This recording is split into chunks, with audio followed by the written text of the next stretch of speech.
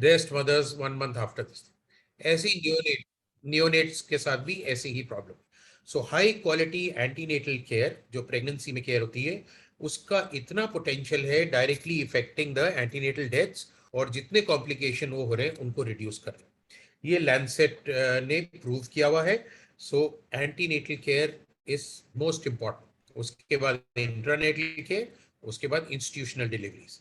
सो antenatal care में हम जो है इस तरह से उसको WHO के हिसाब से डिवाइड करेंगे। कैटेगरी जो है, identify high risk patient, identify anaemia और food nutrition counselling, screen for infection and treat the nutrition counseling, supplementation of calcium, blood pressure, hypertension, CPD अगर होगा तो 9th मंथ में CPD अगर पता लग रहा है कि नॉर्मल डिलीवरी नहीं होनी है, पेल्विस छोटा है, उसको, और लास्ट में फैमिली प्लानिंग काउंसिल करेंगे डिलीवरी के बाद। सो इस तरह से रहेगा हमारा एंटीनेटल केयर का सर्कल। और इसके लिए हमें चाहिए इन्फेक्शन जो 34% है, इनको स्क्रीन करना है। प्री टर्म बर्थ से इनको करेक्ट जेस्टेशन पे देना है, और अगर प्री टर्म डिलीवरी हो रही है तो कब आपको एंटीनेटल स्टेरॉइड और मैक्स सेल्फ लगाना है। और मेल डिफेक्टिव बच्चे पैदा नहीं हुए, इसके लिए folic acid prophylaxis from the day first day of start of pregnancy, और इवन बिफोर दैट। और बाकी जो बर्थ एस्फिक्सिया, डिलीवरी के टाइम पे बच्चे को सांस की दिक्कत होती है, वो क्यों होती है उसको आइडेंटिफाई कर। So adequate and appropriate care during pregnancy अगर दी जाए तो ये सब चीजें नहीं होंगी। सो स्टैंडर्ड 1 है कि जो प्रोवाइडर है, दैट मीन्स प्रोवाइडर आप है, आप और मैं है, उसको क्लिनिकल कंडीशन के बारे में पता होना चाहिए और कैसे।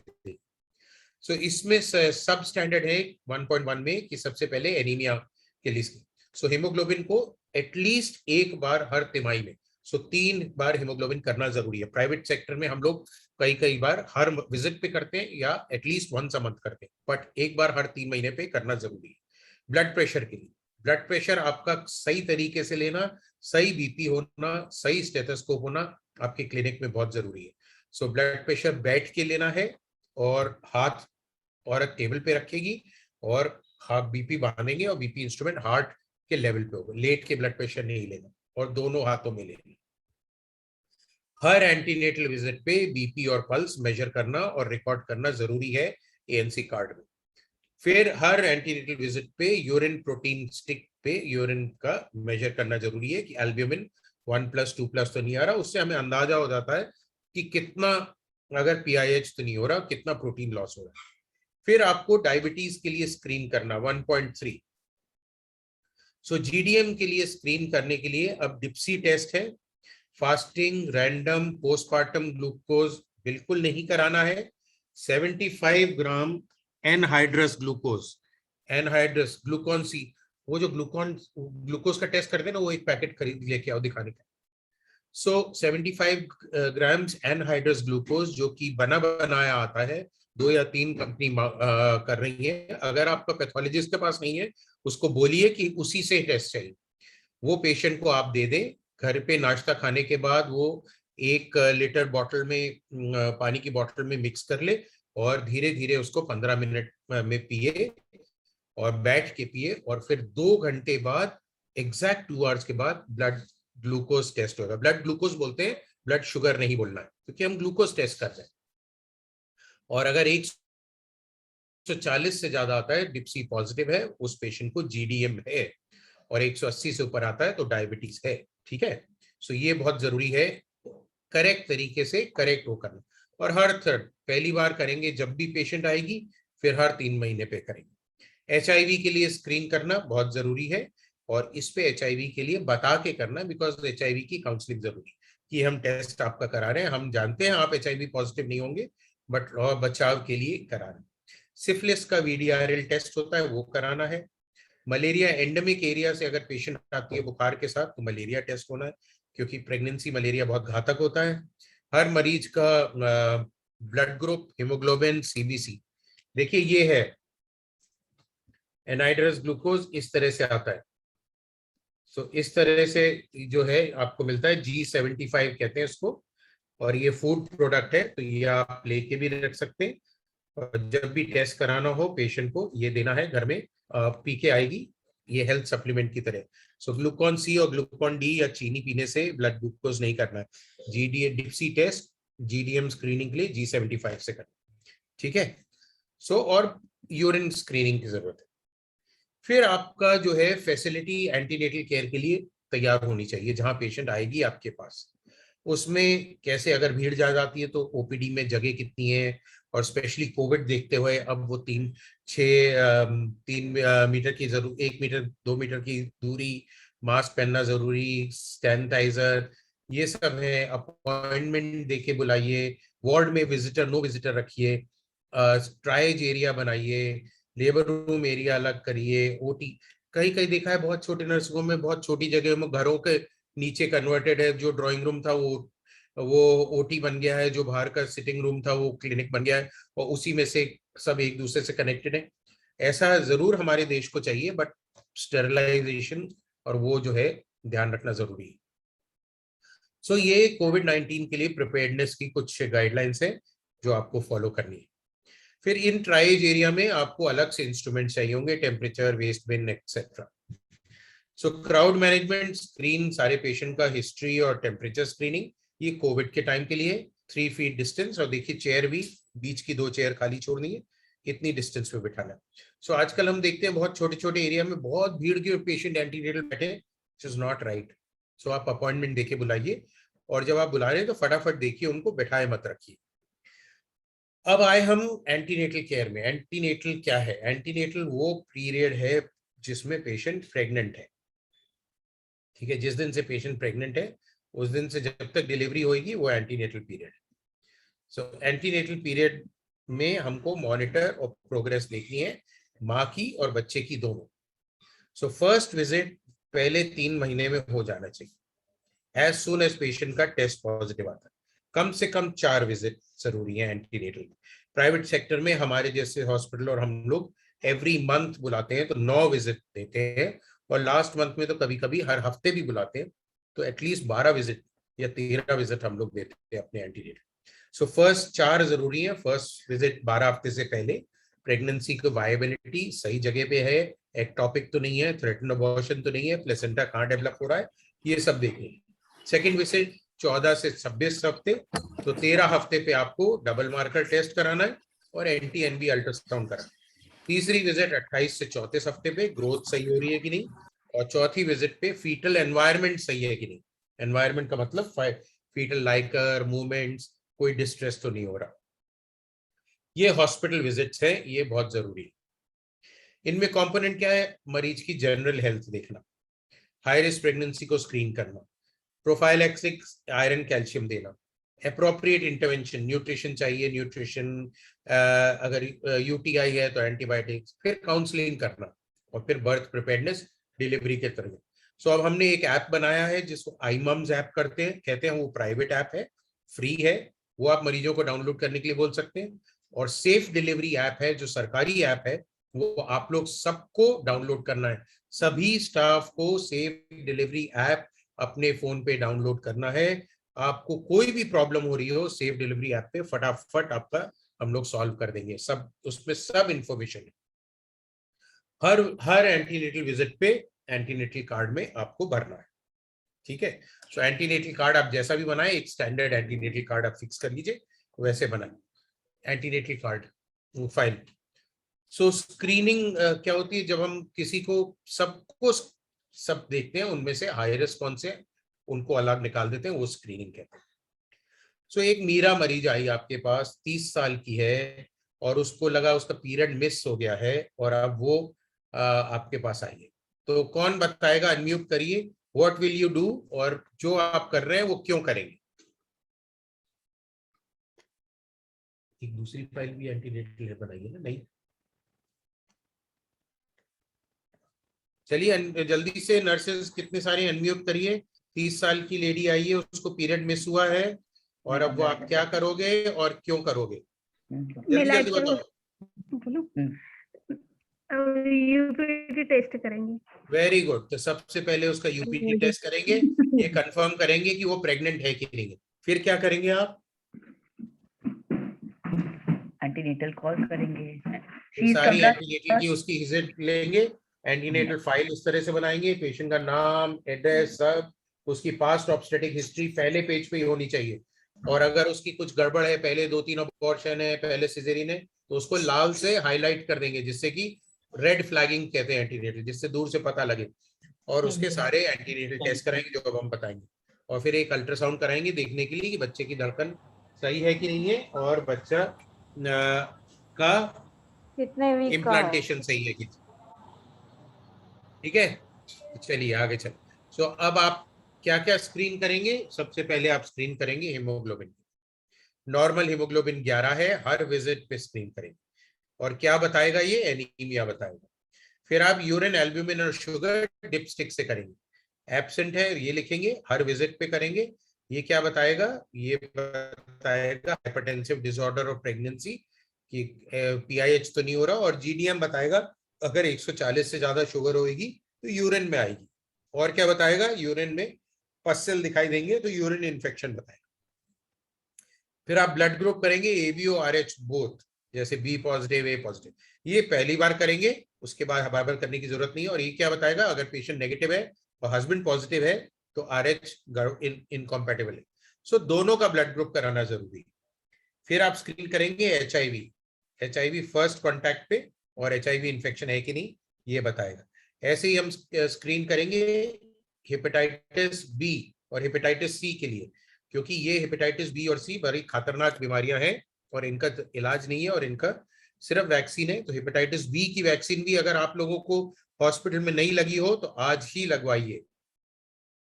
फिर आप क्या स्क्रीन करेंगे? वीडीआरएल, और वीडीआरएल या पूरा उसको सिफिलिस की बीमारी के लिए। फिर आप डिप्सी स्क्रीन करेंगे, जिसको हम ओजीटीटी 2 आवर्स पोस्ट पेरेंटल G75। ये हर विजिट पे नहीं, 3 बार करेंगे प्रेगनेंसी। फिर आप क्या, अगर आपको लगा कि उसको बुखार है तो मलेरिया डेंगू उसके लिए टेस्ट करेंगे। और फिर एक अल्ट्रासाउंड कराएंगे देखने के लिए कि बच्चा कितना वो है। और आइडियली हम लोग एक अल्ट्रासाउंड पहले तिमाही में देखने के लिए धड़कन, फिर 13 हफ्ते पे एनटीएनबी देखने के लिए जेनेटिक, फिर 18 से 20 हफ्ते पे कॉन्जेनिटल एनोमली देखने के लिए, फिर 32 से 34 हफ्ते पे बच्चे की ग्रोथ। तो 4 अल्ट्रासाउंड एक प्रेगनेंसी में होने चाहिए। सरकार कहती है कि कम से कम एक अल्ट्रासाउंड 18 से 20 हफ्ते पे मैंडेटरी है। और आप जो टेस्ट करेंगे थायराइड का टेस्ट करेंगे। सो टीएसएच अगर बहुत बड़ा हुआ हो तो टीएसएच को 3 तक लाना है, वो शुरू करेंगे। और टीएसएच बहुत कम हो तो हाइपरथायराइड है, तो उसके लिए करेंगे।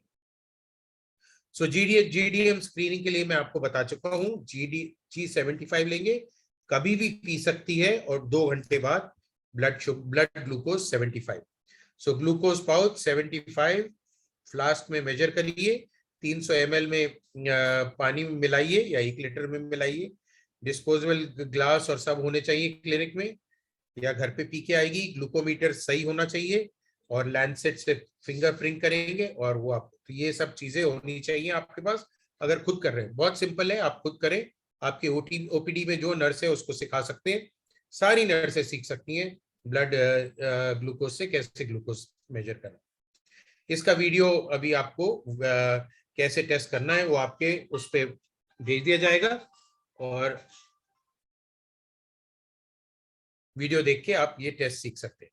सो ये this is known as universal screening for diagnosing GDM, और ये डायबिटीज सोसाइटी ऑफ इंडिया ने दिया है, अब पूरी दुनिया में माना जाता है।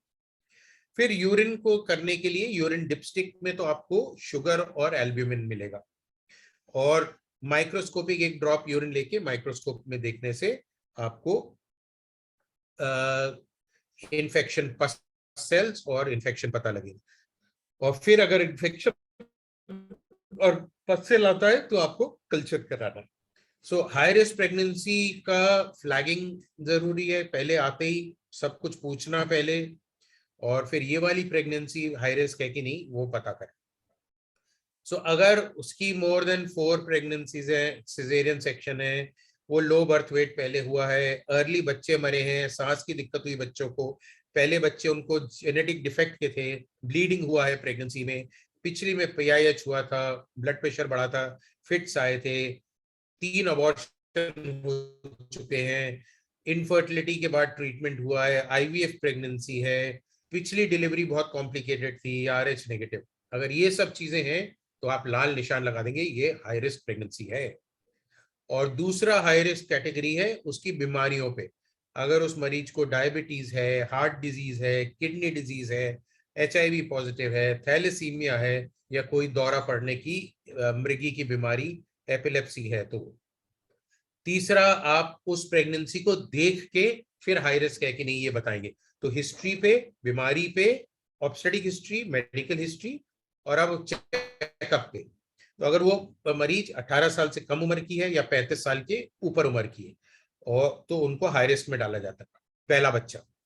और या एनीमिया है, या BP 140/90 से ऊपर है, या उसको शुगर आ रहा है या पस्सेल आ रहे हैं, उसको हाई फीवर है, उसकी हाइट छोटी है तो उसका पेल्विस छोटा होगा। उसका तो हाइट मेजर करना भी, हाइट वेट दोनों मेजर करना जरूरी है फर्स्ट विजिट पे।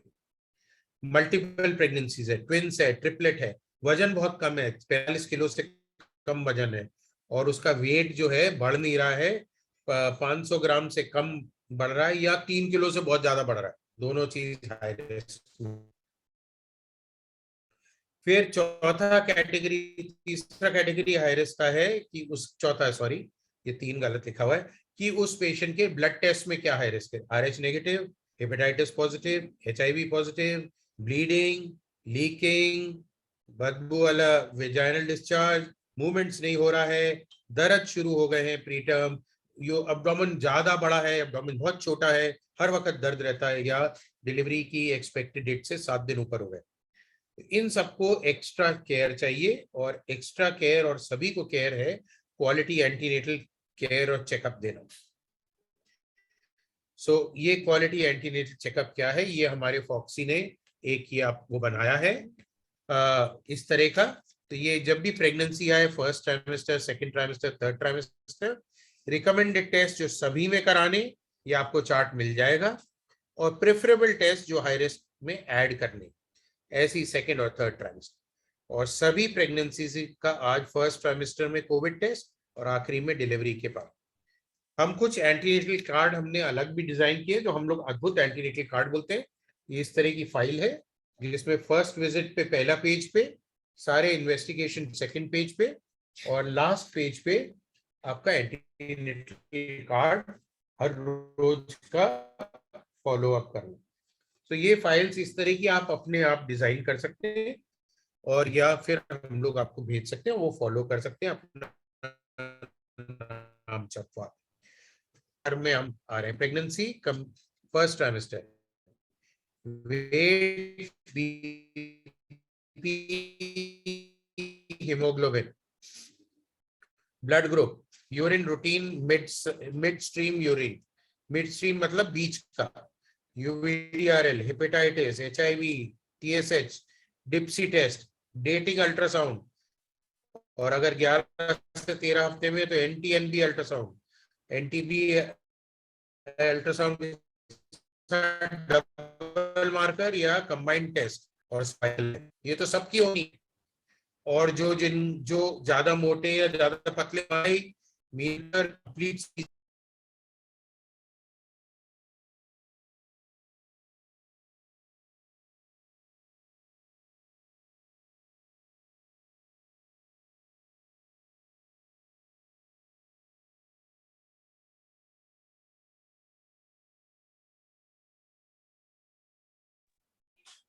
दो मिनट, एक्चुअली सर का नेटवर्क इशू हो गया होगा। किसी ने पूछा कि आपने देखा नहीं कि सर ने कौन सा ANC का कौन सा केस शीट दिखाया है, तो वो केस शीट हम आपको हार्ड कॉपी, सॉफ्ट कॉपी में हम आपको मेल करेंगे, तो इसके बाद आफ्टर मीटिंग हम आपको सेंड करेंगे उसे। दीपक जी।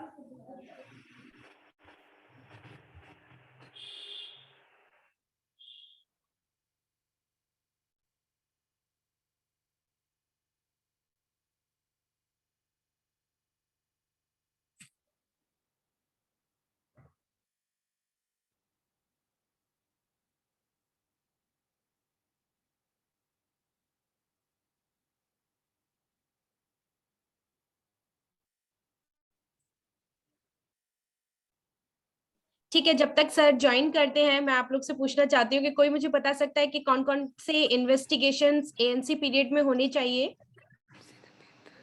कोई भी अनम्यूट करके बोल सकता है?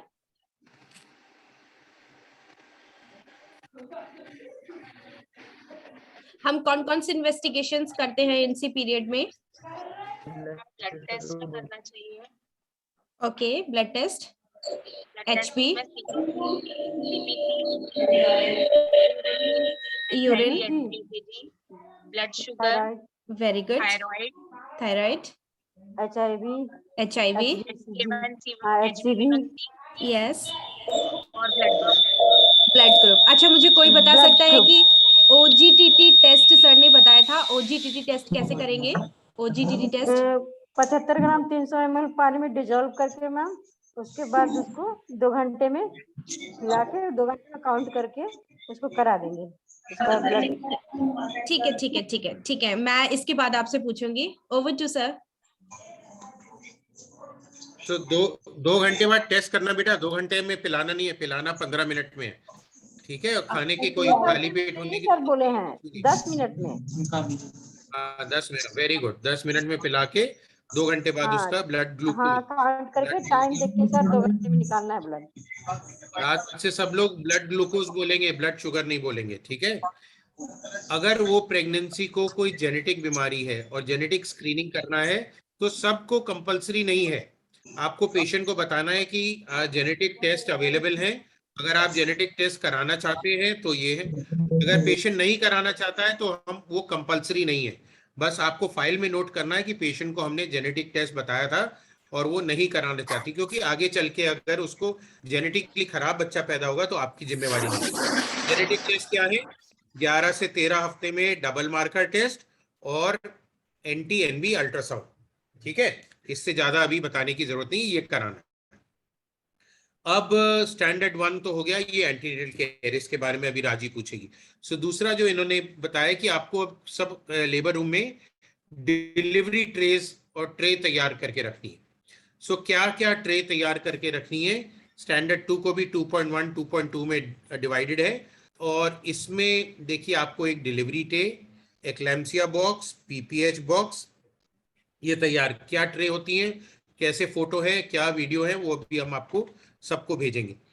और देखना है कि सब कुछ इसमें वर्किंग है, स्पेशली नियोनेटल।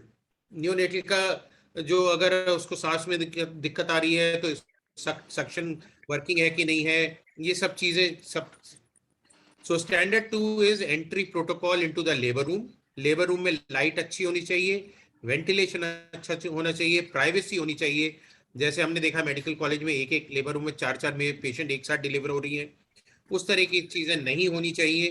पेशेंट को रिस्पेक्टफुल मैटरनिटी केयर देने की जरूरत है। हैंड वॉशिंग का एरिया होना चाहिए, सारे इन्फेक्शन प्रिवेंशन कंट्रोल प्रोटोकॉल होने चाहिए, और अगर कोविड है तो PPE और पहन के ही आप करेंगे। लेबर रूम एरिया साफ सुथरा, न्यूबॉर्न एरिया साफ सुथरा, और सारी tray in the labour room, और हर ट्रे को हर संडे को चेक करेंगे कोई उसमें ड्रग एक्सपायर तो नहीं हो गया, और सारे रजिस्टर लेबर रूम के मेंटेन होंगे। तो 7 ट्रे हैं, delivery tray, episiotomy tray, medicine tray, emergency drug tray, baby tray, MVA tray, MVA मतलब अबॉर्शन के लिए, और PPIUCD ट्रे। सो ये आप नहीं कह सकते मेरा सब कुछ सामान तो एक ड्रम में है, फिर जब आपको एपिजोडमी सीजर कहाँ है वो ड्रम में ढूंढ रहे हैं आप, एलिस कहाँ है वो ड्रम में ढूंढ रहे हैं।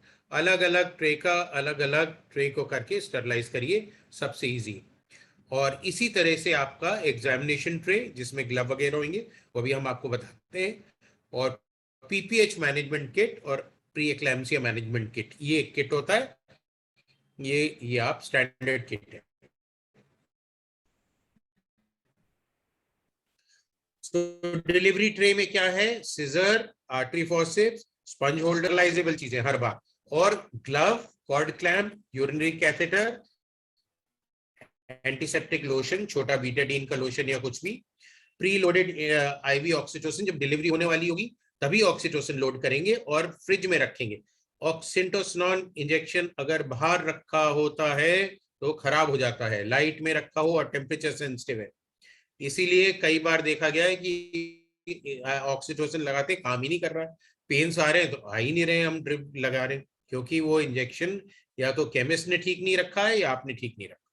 Sterile cotton, gauze pieces, pad, ये सब आपका डिलीवरी ट्रे की तैयारी है। एपिजियोटमी ट्रे में episiotomy scissor, artery forceps, Allis, needle holder, tooth forceps, sponge holding forceps, round body needle cutting, Vicryl पे वाइक्रल रैपिड। कैटगट से आजकल कोई स्टिच नहीं करता episiotomy, so catgut is out, आपको रैपिड वाइक्रल से स्टिच करना है, या अगर नॉर्मल वाइक्रल कर रहे हैं तो उसको आपको 8 दिन 9 दिन बाद वो स्टिचेस काटने हैं, नहीं तो वाइक्रल जो है 40 दिन तक डिसॉल्व नहीं होता, और अगर एपिजियोटमी स्टिच में 40 दिन तक स्टिच लगा रहेगा तो इन्फेक्शन करेगा। किडनी ट्रे और थंब फॉसेप्स। कंज्यूमेबल क्या है, xylocaine 10 ml syringe, chromic catgut लिखा हुआ है ये, पर इसको हम लोग वाइक्रल रैपिड कर दिया है, antiseptic lotion, sterile gauze, sterile gloves, और वो मेडिसिन ट्रे जो कि अब अलग होनी चाहिए, या मेडिसिन ट्रॉली,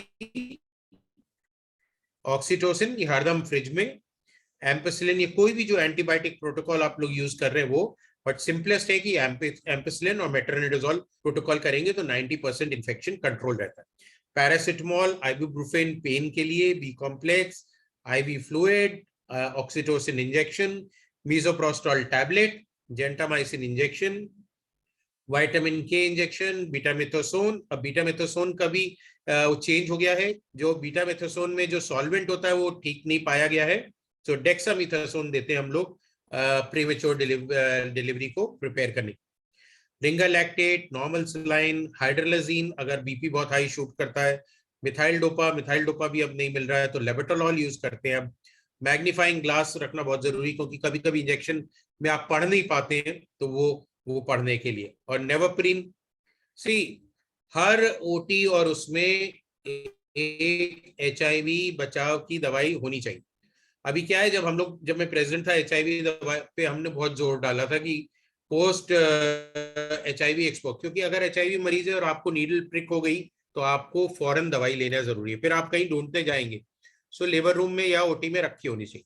अभी जब हमने रखना पहले बोला तो लोग कहते चोरी हो जाती, तो चोरी हो जाने के लिए हमने क्या किया, आप पुराने देखिए थैला ले लीजिए कोई अच्छा सा, या अगर थैला नहीं मिल रहा है तो आप जो है एक्सरे प्लेट पुरानी ले लीजिए, उसको साइड में क्लिप लगा लीजिए जिससे वो लिफाफे की तरह बन जाए, उस पर बड़ा बड़ा एक लिकोप्लास्ट चिपका के लिख दीजिए HIV की दवाई, कोई भी नहीं हाथ लगाएगा उसको, कभी चोरी नहीं होगी, HIV से सब डरते हैं। सो अगर आपको HIV पेशेंट का प्रिक हो तो उसके अंदर हर हॉस्पिटल लेबर रूम में 2 गोली नेविप्रिमिन की ये होनी ही चाहिए, फिर आप उसके बाद आप डिटेल प्रोफाइलेक्सिस ले सकते हैं। बाकी ब्लड प्रेशर बचाने, इमरजेंसी ड्रग ट्रे में हर लेबर रूम में देखिए, आपको अभी देखा गया है कि जो छोटे छोटे हॉस्पिटल हैं, इवन बड़े बड़े हैं, जो चीज जरूरत होती है एक छोटी पर्ची लेते हैं, उस पर लिखते हैं इंजेक्शन 4-2-in-1, मरीज जाता है लेके आता है, फिर इंजेक्शन फिनार्गिन 1, फिर जाता है फिर लेके आता है, फिर निफेटिपिन 2 टैबलेट, फिर जाता है फिर लेके आता है। सो ये गुड प्रैक्टिस नहीं है, ये रिस्पेक्टफुल मैटरनिटी केयर नहीं है। ये इतनी दवाइयां आपके लेबर रूम में होनी चाहिए, लेबर किट है, या तो पहले ही मरीज से थैला मंगवा के ये मंगवा लीजिए और जितनी लगे वो यूज करिए, नहीं तो उसको वापस करिए रिटर्नेबल बेस पर। हर बार एक एक स्लिप लिख के भेजना और वो करना, that is not good practice at all, जो कि हम लोग बहुत सारी जगह पे कर रहे हैं और देखते हो रहा है, so that you have to improve. Baby tray में जो टावल है वो पहले से गर्म करके रखना है, वार्म टावल रखना है, तो वो एक अवन होना चाहिए आपके लेबर रूम के आसपास, या गर्म करने का कोई तरीका होना चाहिए।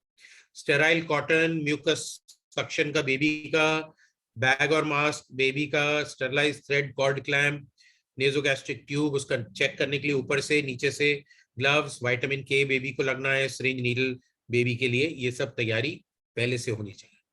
MV और PPIUCD ट्रे जो है ये भी लेबर रूम में रेडी होनी चाहिए, क्योंकि आजकल PPIUCD means postmortem IUCD, delivery के जस्ट बाद IUCD लगा देना, बड़ा वाला होता है उसका IUCD इन सेंटर लंबा स्पंज होल्डर होता है, उससे लगा दिया जाता है। तो ये भी एक अच्छा तरीका है कॉन्ट्रासेप्शन करने देने का। हाँ, इसमें कई बार निकल जाती है IUCD, तो पर वो फिर से लगाई जा सकती। और जो MBA या EVA ट्रे है उसमें ग्लव, स्पेकुलम, MBA सिरिंज, जो बहुत अर्ली प्रेगनेंसी है, इनकम्प्लीट अबॉर्शन है, मिस्ड अबॉर्शन है, तो आपको पूरा एनेस्थीसिया देके MTP करने की जगह आप MBA कर सकते हैं। सो MBA की ट्रेनिंग भी सभी को आनी चाहिए। एग्जामिनेशन ट्रे स्टेनलेस, सारी ट्रे स्टेनलेस स्टील की होनी है, कोई प्लास्टिक ट्रे नहीं होनी, जिससे कि वो पूरी की पूरी ट्रे ऑटोक्लेव हो जाए एक स्टेराइल कपड़े में बांध के। Gloves, antiseptic solution, tape, stethoscope, fetoscope, urine test, ये तो एग्जामिनेशन में। फिर एग्जामिनेशन लेबर रूम में BP instrument, thermometer, knee hammer, क्योंकि अगर मैक्सल दे रहे हैं तो नी जर्क देखने के लिए MCP cards, blood cards, alcohol swabs, ये सब चीजें होनी चाहिए। PPH किट एक स्पेशल किट है, क्योंकि जब PPH हो रहा होगा तब आप बहुत सारी चीजें ढूंढने जाएंगे तो बहुत टाइम लग जाता है, इसलिए 4 sponge holders, Kelly's forceps, needle holder, round body needle, Sim speculum 2, kidney tray, bowl, long elbow वाले ग्लव यहाँ तक के, क्योंकि PPH में नहीं तो अगर इतना ही ग्लव पहनेंगे यहाँ तक तो ये सब ब्लड स्टेन हो जाएगा। Syringes, blood collection tubes, urine collection tubes, catheter, PPE kit, ये सब चीज एक डब्बे में लिखा हुआ PPH किट, कौन सी डेट को चेक, किसने चेक किया, साइन करके वहां पड़ा। एवरी संडे खोलिए, PPH ड्रिल कराइए सबके साथ और उसमें नया सामान रख के उसको पैक करिए फिर से। इसी तरह से प्री एक्लैम्सिया एक्लैम्सिया किट, उसमें बस माउथ गैग, क्योंकि जब फिट्स आ रहे होते हैं तो टंग बाइट ना हो जाए, चोट ना लगे, तो माउथ डालने के लिए सक्शन कैथेटर, मैग्नीशियम सल्फेट के इंजेक्शन और जाइलोकेन वगैरह, ये सब चीजें, ये सब आपको मिलेगा। ये सब इंक्लूडिंग छोटी छोटी चीजें, टेप वेप, नहीं तो क्या लिकोप्लास्ट ढूंढने जा रही है, वो एक नर्स गई तो वो 1 घंटे तक लिकोप्लास्ट ढूंढ रही है। और जब भी इमरजेंसी हो, सब लोगों का काम पहले से पता होना चाहिए। अगर PPH हो रहा है तो कौन ब्लड के लिए जाएगा, कौन एनेस्थेटिस्ट को फोन करेगा, कौन जाके ड्रिप और वो लगाएगा, ये 3 लोगों का काम अलग अलग बटा होना चाहिए। एक ही जना सब काम करने भागेगा तो बहुत दिक्कत होगी। सो ये चीजें करना बहुत जरूरी है। और इस तरह से PPH, जब हम PPH ड्रिल आपको दिखाएंगे तब ये सब चीजें और बताएंगे और सारे वीडियोस देंगे। सो ये रही स्टैंडर्ड 1 और standard 2 of antenatal care and preparedness of the labour room. और अब आपको आगे ले जाते हैं, I think Raji you can take it forward. अब आपको नेक्स्ट बताया जाएगा कि लेबर रूम को कैसे डिजाइन करना है और कैसे रीऑर्गेनाइज करना है। अगर अभी इसमें कोई छोटे मोटे सवाल हैं तो आप मेरे से अभी पूछ सकते हैं, उसके बाद फिर आपको तीसरे उस पर लिया जाएगा, डॉक्टर मनप्रीत आपको बताएगी। किसी को कोई सवाल, सबको समझ आया? रिवीजन में फिर पूछा जाएगा और रिवीजन में आपसे सवाल जवाब भी किए जाएंगे ऑफ द एंड। यस, क्योंकि थैंक जब you. Yes sir, thank you sir. Sir ने इतने अच्छी तरह से फर्स्ट स्टैंडर्ड और सेकंड स्टैंडर्ड दिया, तो मैं आप लोग से सबसे रिक्वेस्ट करूंगी, किसी को भी कोई भी डाउट हो तो प्लीज आप यहीं पे उसको सॉल्व करिए। किसी को भी कोई डाउट हो तो प्लीज अनम्यूट करके पूछ लीजिए। फर्स्ट स्टैंडर्ड और सेकंड स्टैंडर्ड, फर्स्ट स्टैंडर्ड में हमने इन्वेस्टिगेशन के बारे में डिस्कस किया था एंड सेकंड स्टैंडर्ड में हमने लेबर रूम में जो ट्रेस आपकी बननी है, ट्रेस 7 ट्रेस और 2 किट के बारे में बात किया है, PPH एंड प्री एक्लैम्सिया एक्लैम्सिया किट। किसी को कोई doubt?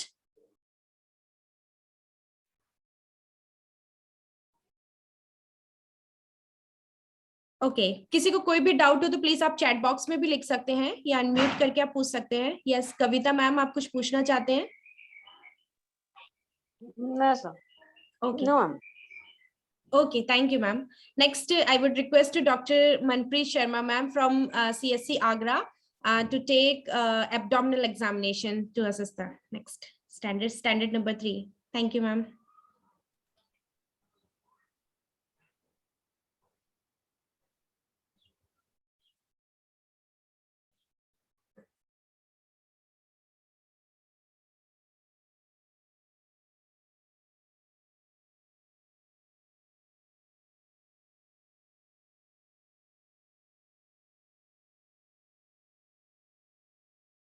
taken by him. I hope everybody must have understood the details, how to prepare for delivery and how to maintain all the trays which are very, very necessary at the time of emergency, at the time of delivery, PPH, seizures, eclampsia, etc. So now, taking ahead, I would start with provider assesses all pregnant women at admission. जो भी pregnant woman admission के लिए आती है, उसमें आपको क्या चीज देखनी है सबसे पहले, वो आपको अब बताया जाएगा.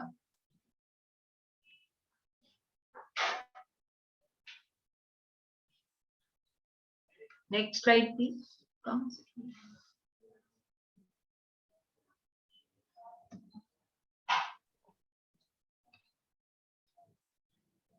So, standard 3.1 में take obstetric, medical and surgical history.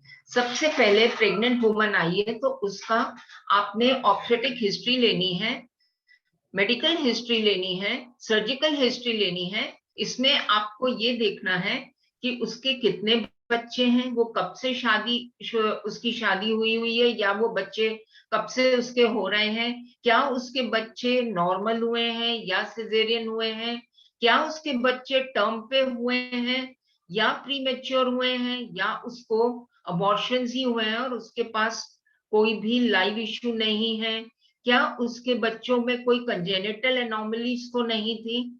ये सब चीजें आपको ऑब्स्टेट्रिक्स में लेनी जरूरी है.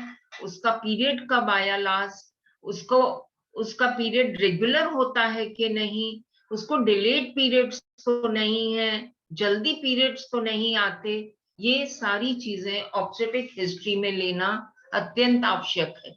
उसके बाद मेडिकल हिस्ट्री में जैसे कि बताया गया, सारे इन्वेस्टिगेशंस, उसका हीमोग्लोबिन लो तो नहीं है, क्या उसका हीमोग्लोबिन पहले से लो होता, क्या उसको थैलेसीमिया की प्रॉब्लम तो नहीं है, क्रॉनिक एनीमिया के भी टाइप्स होते हैं, क्या उसको लो आयरन डेफिशिएंसी एनीमिया है, B12 डेफिशिएंसी है, क्या है फॉलिक एसिड डेफिशिएंसी है. ये सारी चीजें आपको मेडिकल हिस्ट्री जानने से मिलेंगी. क्या उसको थायराइड की प्रॉब्लम प्रेगनेंसी से पहले से है या अब देखी गई है, क्या उसका बीपी पहले से ही हाई था प्रेगनेंसी से या अब एट प्रेजेंट प्रेगनेंसी के दौरान पाया गया, क्या उसकी शुगर प्रेगनेंसी से पहले ही वो डायबिटिक थी या अब वो GTT टेस्ट कराने के बाद देखा गया कि उसकी लेवल शुगर की हाई आ रही है. तो ये सब चीजें आपको उसकी हिस्ट्री में लेनी बहुत जरूरी है. सर्जरी उसकी क्या बच्चों के लिए हुई या किसी और चीज के लिए, उसके दौरान उसके चाइल्ड बर्थ लेवल आने से पहले उसकी कोई सर्जरी हुई, कोई ओवरीज की सर्जरी हुई, कोई अपेंडिक्स हुआ, कोई गॉल ब्लैडर हुआ, कोई intestinal, anything, any surgery, history has to be taken. अब असेस गेस्टेशनल एज. हर हालत में हमने उसका LMP पूछा. LMP पूछने के बाद हमने उससे पूछा कि क्या उसके पीरियड्स रेगुलर आते हैं या उसको डिलेड पीरियड्स की हिस्ट्री है. उसके अकॉर्डिंग हमने देखा कि उसकी जो फंडल हाइट है वो कितनी है LMP के हिसाब से और उसके हिस्ट्री के हिसाब से क्या वो करस्पॉन्ड कर रही है कि नहीं. Foetal heart rate, functional doppler या फीटोस्कोप या स्टेथोस्कोप अवेलेबल होना चाहिए हमेशा देखने के लिए कि फीटल हार्ट रेट उसकी कैसी है. फीटल हार्ट रेट को रिकॉर्ड करने के लिए नॉन स्ट्रेस टेस्ट होता है, वो बहुत जरूरी है इन पेशेंट्स में करना कि मूवमेंट्स हो रहे हैं कि नहीं, फीटल हार्ट रेट 120-140 के विद इन है कि नहीं, ऊपर बहुत तो नहीं जा रही, 160 के बियॉन्ड या 100 के नीचे. बीपी लेना, जैसे मैंने आपको बताया कि बीपी इंस्ट्रूमेंट बहुत जरूरी होना. थर्मामीटर होना आजकल के टाइम्स के हिसाब से, जैसे कोरोना एंड डेंगू इस टाइम पे बहुत ज्यादा वायरल इन्फेक्शंस बहुत ज्यादा हो रही हैं, तो ये देखने के लिए कि थर्मामीटर में टेम्परेचर कितना आ रहा है. So one has to record BP, temperature, and conduct abdominal examination, ensuring full maternal respectful care and privacy. अब ये एक आपका रिकॉर्ड होता है, चेक बर्थ रिकॉर्ड. उसमें आपको ये पता करना है कि डज मदर नीड रेफरल. अगर आपने देखा कि पेशेंट को सीवियर वेजाइनल ब्लीडिंग हो रही है, हाई फीवर है, सीवियर हेडेक्स है, ब्लड इन विजन है, हाई बीपी है, कन्वर्जन की हिस्ट्री है, या सीवियर एब्डोमिनल पेन हो रहा है, या हार्ट डिजीज वगैरह उसकी पहले हिस्ट्री है, या वो ऑपरेटेड है हार्ट डिजीज से, या वो ट्रीटमेंट ले रही है, डिफिकल्टी है ब्रीदिंग में, उसकी रेस्पिरेटरी रेट बहुत हाई है, उसका स्ट्रेसफुल रेस्पिरेशन है. फॉर ऑल दीज पर्पसेस आपको उस पेशेंट को हाई सेंटर पर भेजना अति आवश्यक है. पार्टोग्राम स्टार्ट करिए. पार्टोग्राम 4 सेंटीमीटर के बियॉन्ड से स्टार्ट होता है, एंड एवरी 30 मिनट्स पेशेंट का pulse, BP, foetal heart and colour of amniotic fluid देखेंगे, और temperature, BP and cervical dilatation आप नोट करेंगे every 4 hourly. No oxytocin, other uterotonic for unnecessary induction or augmentation of labor. जितना naturally patient अपने उसमें labour में आए उतना अच्छा है. अगर टाइम है, अगर पेशेंट का अपना टर्म आ रहा है, और अगर उसको अपने आप नेचुरल पेन शुरू होते हैं, that is better than inducing them unnecessarily. If need be, yes, surely you should induce. Patient को जरूरत है क्या एंटीबायोटिक की, तभी दीजिए. अननेसेसरीली हर पेशेंट को एंटीबायोटिक की जरूरत नहीं है. अगर आपने अपने स्टेराइल एटमॉस्फेयर में पेशेंट की डिलीवरी करनी चाहिए है, अगर पेशेंट का टेम्परेचर हाई है, फाउल स्मेलिंग डिस्चार्ज है, मेम्ब्रेन्स उसकी रप्चर हो गई हैं 12 घंटे से पहले, लेबर उसको सेट इन हुआ 24 घंटे से ज्यादा हो गया, हॉट वजाइना है, और मेम्ब्रेन्स रप्चर्ड हैं 37 वीक से पहले. इन कंडीशंस में yes you can give antibiotic start. Magnesium sulphate अगर देना है तो कितना देना है ये आप सबको पता होना चाहिए. अगर पेशेंट का बीपी 160 से बियॉन्ड और 110 से बियॉन्ड है और प्रोटीनूरिया है, आप हर हालत में उसको मैक्सल्फ की डोसेज जरूर शुरू कीजिए, और उसको कन्वर्जन्स ना आए, इस चीज का अति ध्यान रखना आवश्यक है.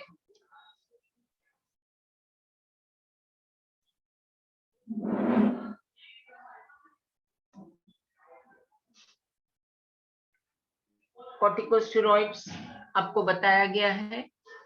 एंटीनेटल पीरियड में between 24 to 34 weeks, if mothers have true preterm labour और conditions that lead to imminent delivery, like APH हो रहा है, प्रीमेच्योर रप्चर हो गया है उसको बहुत 48 आवर्स से ऊपर, तो injection dexamethasone 6 mg intramuscularly 12 hourly for total 4 doses 2 दिन के लिए लगाना होता है, और उससे लंग मैच्योरिटी को हम काफी प्राप्त कर सकते हैं.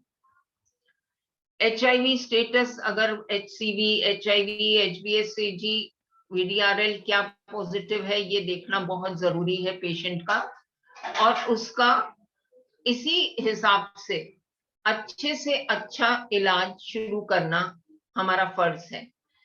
इसलिए ही इन सब चीजों की टेस्टिंग एंटीनेटल पीरियड में बहुत जरूरी है.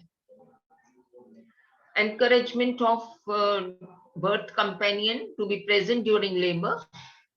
Yes, if the patient's relatives are insistent plus वही चक्कर खा के ना गिर जाए, वही घबराहट ना पैदा कर दे, तो वो पेशेंट जिससे पेशेंट्स कंफर्टेबल हो, जिसकी प्रेजेंस से पेशेंट कंफर्टेबल हो, पेशेंट का कंसेंट बहुत जरूरी है लेना, और उसके साथ ही कोई भी बर्थ कंपेनियन आप रख सकते हैं।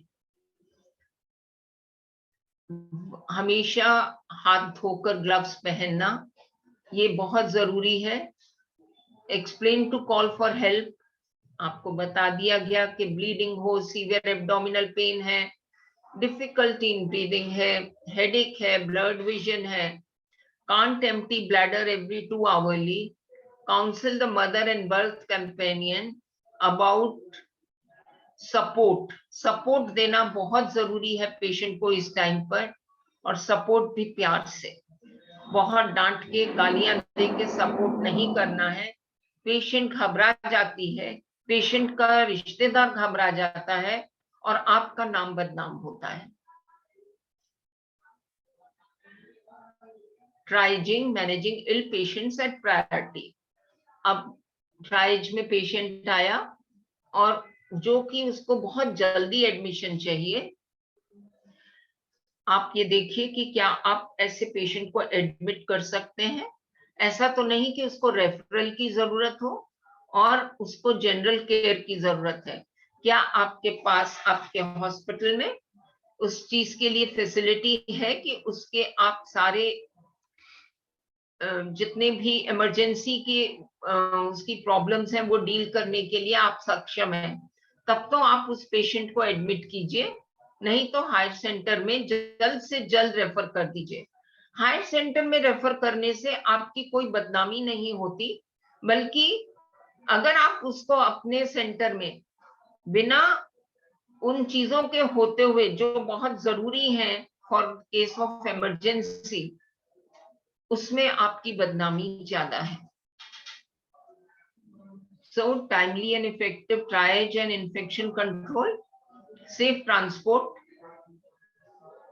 admit patients to dedicated area, specific case and clinical management protocols, जैसे सब बता दिया गया है कि कैसे केस को लेना है और कैसे उसके प्रोटोकॉल्स मैनेज करने हैं, ये सब बहुत जरूरी है। पेशेंट की चीफ कंप्लेंट क्या है? पेशेंट आई है, उसका ऑनसेट ऑफ पेन्स कब से है, ड्यूरेशन कब से, कितने घंटों से वो पेन्स ले रही है, और उसकी पीवी फाइंडिंग्स में प्रोग्रेस क्या है। सबसे पहले preparation, privacy to be ensured, calmness, quietness, चीखना चिल्लाना नहीं है मरीज के ऊपर।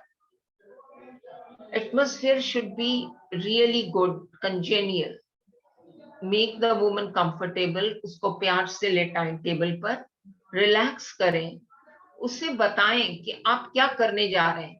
एकदम से सीधे vaginal examination is not called for.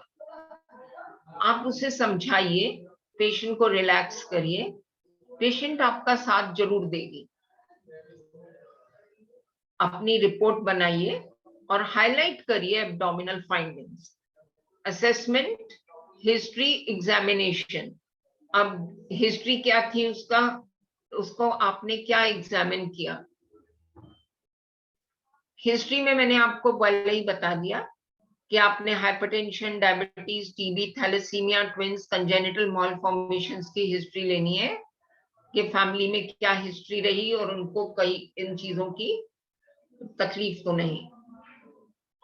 Medical history में डायबिटीज मेलाइटिस तो नहीं है पहले से, hypertension, renal diseases, breathlessness, heart disease, TB, epilepsy, ESMA, jaundice, malaria, thyroid disease, arthritis, ये सब चीजें तो नहीं। हिस्ट्री ऑफ ड्रग इनटेक और एलर्जी, कोई चीज से उनको एलर्जी तो नहीं, कोई ड्रग से एलर्जी तो नहीं, क्या वो अल्कोहल लेती रही हैं, क्या वो तंबाकू खाती हैं, या कोई उन्होंने ड्रग लिया इनफर्टिलिटी के लिए, ये सब चीजें पूछना अति आवश्यक है। ART की हिस्ट्री तो नहीं, असिस्टेंट रिप्रोडक्टिव टेक्निक का कोई इस्तेमाल तो नहीं किया गया, कोई IVF प्रेगनेंसी, IUI प्रेगनेंसी तो नहीं, मेंस्ट्रुअल एंड ऑब्स्टेट्रिक हिस्ट्री जैसे मैंने आपको बताया, ये बहुत जरूरी है कि लेके आना। ग्रेविडा कौन सी है, जैसे मैंने आपको पहले बता दिया कि नंबर ऑफ टाइम्स, कितने टाइम वो कंसीव करी है, कितने टाइम उसकी टर्म 24 हफ्ते से ऊपर गई, उसकी डिलीवरी कैसी रही, कहाँ कराई उसने, उसके लास्ट बच्चे का जन्म कितने साल पहले हुआ या लास्ट अबॉर्शन कब हुआ, और date and outcome of each event कैसा रहा, उसका कोई बच्चे के बाद कोई उसका बच्चे का नुकसान तो नहीं हुआ, बच्चा ठीक है कि नहीं, मेडिकल सर्जिकल ऑब्स्टेट्रिक कोई कॉम्प्लिकेशन तो नहीं हुआ था, कोई उसको PPH तो नहीं हुआ था, उसके किसी चीज का बच्चे का नुकसान तो नहीं, ये बहुत जरूरी देखना, बच्चों को कोई बाद में प्रॉब्लम तो नहीं आया, ऑपरेटिव प्रोसीजर क्या हुआ पिछली प्रेगनेंसीज में, क्या वो नॉर्मल वेंटूस असिस्टेड डिलीवरी थी, फोर्सेप्स डिलीवरी थी, बहुत देर लगी डिलीवरी में, या सिजेरियन था।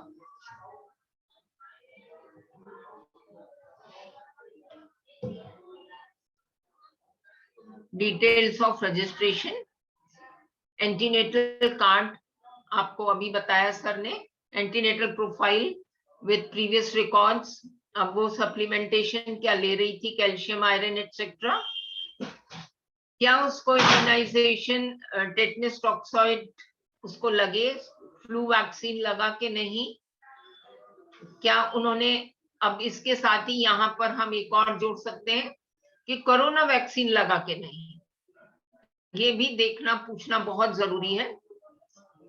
एंटीनेटल विजिट्स कितनी की गई, मेडिकेशन क्या क्या लिया गया, और फिर उसके अकॉर्डिंगली अपनी उनकी मेडिकल हिस्ट्री, सर्जिकल हिस्ट्री और मेडिकल हिस्ट्री के अंदर वो कौन सी दवाई खा रही हैं, किस मेडिकल प्रॉब्लम के लिए, ये भी देखना जरूरी है।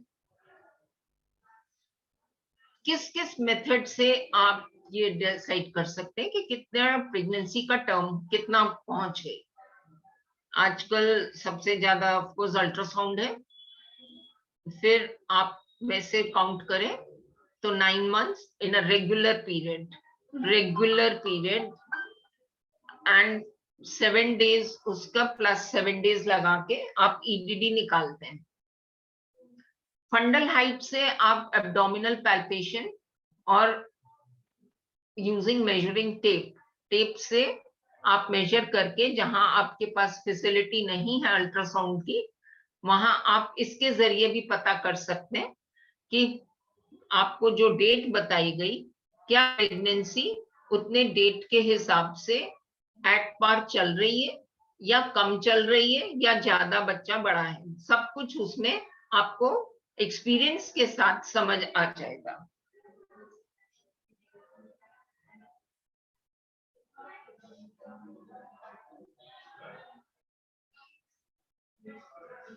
आपके पास सारे एग्जामिनेशन ट्रे होनी चाहिए जिसमें सारे इक्विपमेंट्स होने चाहिए। एब्डोमिनल एग्जामिनेशन करने से पहले पेशेंट को बताइए कि आप उसको एग्जामिन करने जा रहे हैं, और सब खुले उसमें उसके कपड़े मत हटाएं, कम से कम एक कर्टन डाल के एक साइड में लेके पेशेंट को अलग लेटा के उसको एग्जामिन करिए। उसको बोलिए कि उसका ब्लैडर एम्प्टी होना चाहिए, यूरिन करके वो आपके टेबल पे लेटे, काउच और टेबल जो है उसका सपोर्टेड बाय कुशन, एक कोई सरहाना जरूर रखा होना चाहिए सिर के लिए, पार्शियली उसको अपने हिप्स और नीज फ्लेक्स करने हैं, और राइट साइड में आपको खड़े होना है। लेफ्ट साइड से खड़े होके आप पेशेंट का एग्जामिनेशन नहीं कर सकते until and unless you are left sided person, जिसमें आपको कंफर्ट है, but usually most of the time it is right side woman के खड़े होके आप एग्जामिन करिए। Ensure the woman relaxed by talking to her. Provider's hand must be warm and clean.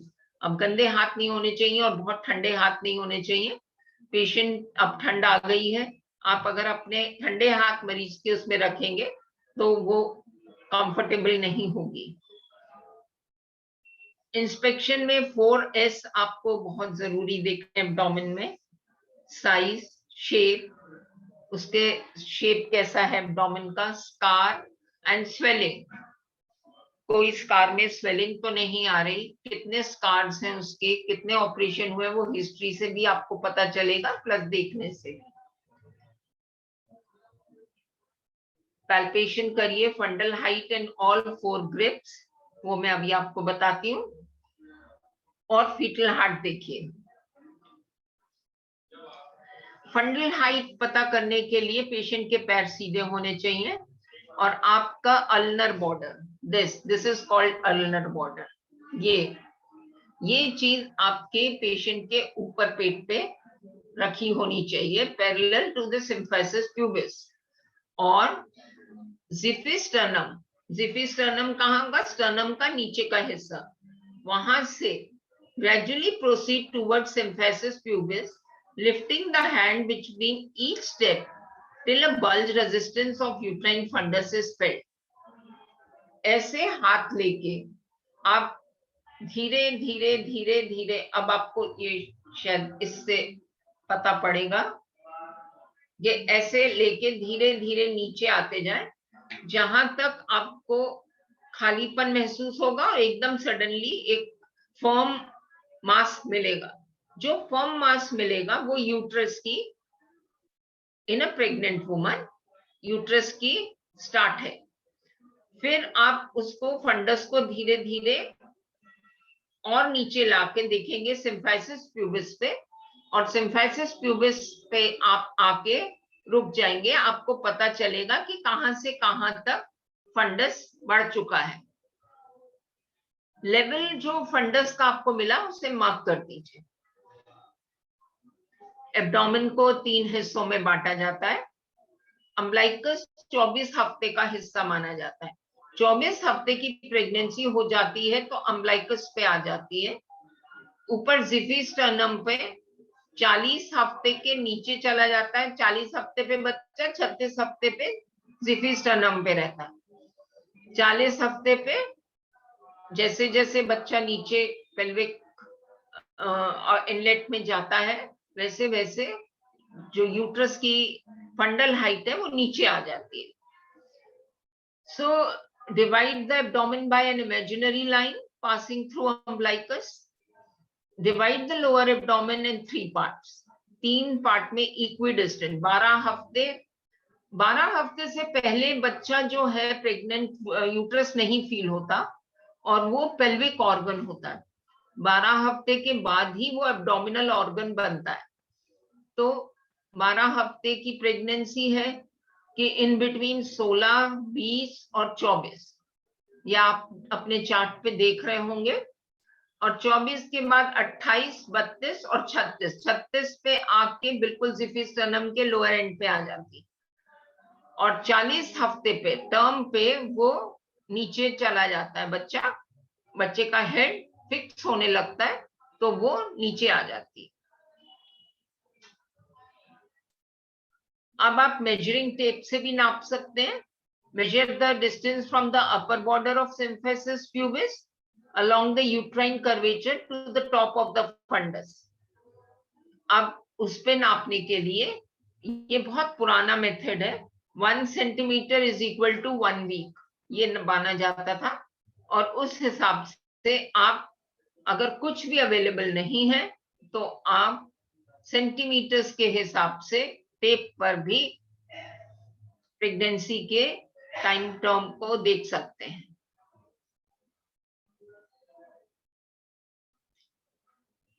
अब क्या क्या एग्जामिनेशन हमको एब्डोमिनल देखना है कि पेशेंट के बच्चे की लाए क्या है.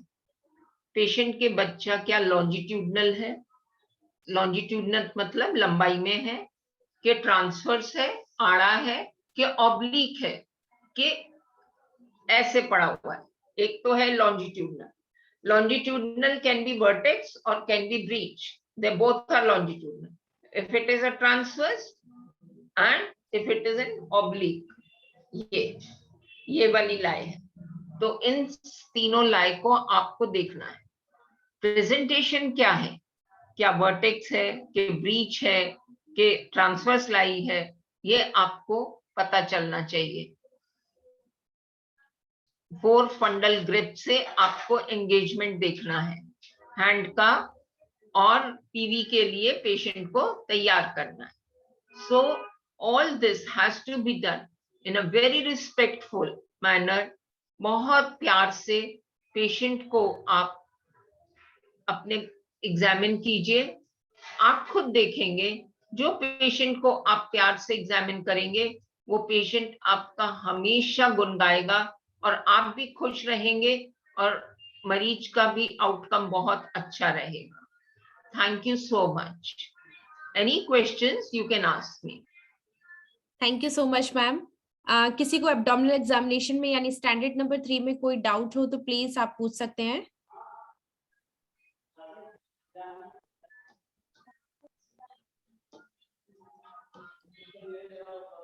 किसी को भी कोई भी डाउट हो किसी भी स्टैंडर्ड में, स्टैंडर्ड नंबर 1, 2 एंड 3.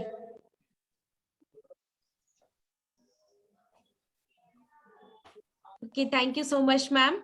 किसी को कोई डाउट होता है तो मैम मैं आपसे डिस्कस करती हूँ मैम.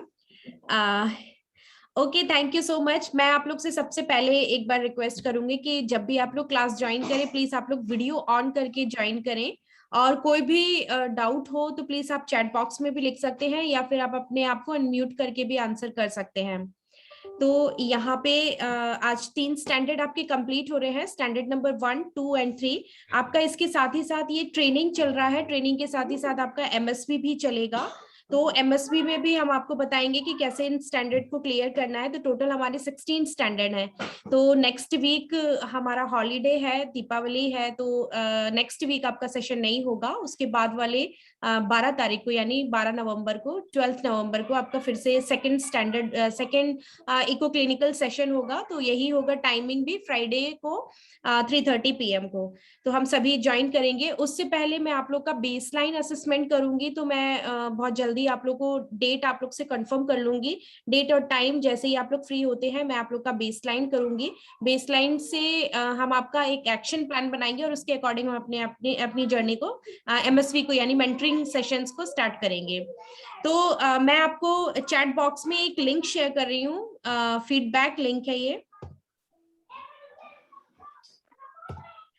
फीडबैक लिंक है. प्लीज आप लोग इसको सबको कॉपी, सभी लोग इसको कॉपी कर लीजिए, और आज के सेशन का फीडबैक आप इसमें दे सकते हैं. नेक्स्ट किसी को कोई भी आज के टॉपिक में कोई डाउट हो तो प्लीज आप लोग अपने व्हाट्सएप ग्रुप में भी लिख के भेज सकते हैं. P group, you batch, you group हैगा आपका जो मेन ग्रुप है, और कोर ग्रुप, किसी हॉस्पिटल का कोर ग्रुप रेडी हो चुका है, यानी फैसिलिटी के स्टाफ के मेंबर्स के नंबर मुझे नंबर्स के नाम और कांटेक्ट नंबर मुझे मिल चुके हैं. जैसे कि Olai hospital, Hebetpur Christian hospital, Bethesda hospital, Madan hospital, KP memorial hospital, life care hospital और आशा किरण हॉस्पिटल. प्लीज बाकी के सारे हॉस्पिटल स्टाफ से या इंचार्ज से मैं रिक्वेस्ट करूंगी कि आप अपने हॉस्पिटल के जो भी लेबर रूम के स्टाफ हो, लेबर रूम या एएनसी वार्ड के या पीएनसी वार्ड और ओटी स्टाफ हैं, प्लीज उनके कॉन्टेक्ट नंबर और नाम जो है वो मुझे प्लीज आप व्हाट्सएप कर देंगे, तो मैं आपका एक पर्सनल कोर ग्रुप क्रिएट कर दूंगी, और उसके अकॉर्डिंग हम आपसे सारे आपके हॉस्पिटल के अकॉर्डिंग आपके सारी चीजें उसी ग्रुप में हम डिस्कस करेंगे. तो आज हमारा सेशन यहीं पे एंड हो रहा है. नेक्स्ट वीक आप लोग का हॉलीडे है, और उसके बाद वाले सेशन पे बाद वाले में हम मिलेंगे फ्राइडे को 3:30 PM. उससे पहले आपका एक बेसलाइन असेसमेंट होगा, उसका डेट हम आपसे कंफर्म कर लेंगे. Thank you so much. किसी को कोई डाउट हो तो प्लीज आप अनम्यूट करके पूछ सकते हैं. मैम छठ भी आ रहा है तो हम लोग घर जाएंगे. Okay okay okay. छठ कब से है? सॉरी मैम, आप बता सकते हैं? 11 पहला डाल वाला पूजा है, पहला अर्घ जो होता है मैम 11 को है. 11 नवंबर. तो हाँ. ओके ओके मैम, तो इसका हाँ, मतलब तो मैम आप लोग 12 को नहीं ज्वाइन कर पाएंगे। नो मैम, नहीं कर पाएंगे। ठीक है 12 को मैम, तो जो हॉस्पिटल 12 को ज्वाइन नहीं कर पाएगा वो आप मुझे व्हाट्सअप कर दीजिएगा, मैं आपका मेंटरिंग सेशन में आपका वो टॉपिक कवर कर दूंगी। तो आप लोग उस बात पे टेंशन मत लीजिएगा, मैं उसका मेंटरिंग सेशन में आपका कंप्लीट कर दूंगी, और साथ ही साथ आपका जो भी रिकॉर्डिंग सेशंस होंगे वो रिकॉर्डिंग सेशंस भी आपके व्हाट्सएप ग्रुप पे सेंड कर दिया जाएगा। Okay ma'am. Okay, thank you so much. किसी को कोई डाउट हो तो प्लीज आप अपने व्हाट्सएप ग्रुप में भी डाल सकते हैं, और जो भी आज सीखा है उसकी रिकॉर्डिंग हम कल भेजेंगे, सेशन का जो भी पीपीटी है और जो भी डॉक्यूमेंट्स हैं वो सारे हम आज ही आपको व्हाट्सएप कर देंगे। Thank you so much. और लिंक शेयर किया है, प्लीज उसको आप सभी लोग कॉपी करके आज के सेशन का फीडबैक दे दीजिएगा। Thank you so much. Deepak ji कुछ ऐड करेंगे आप?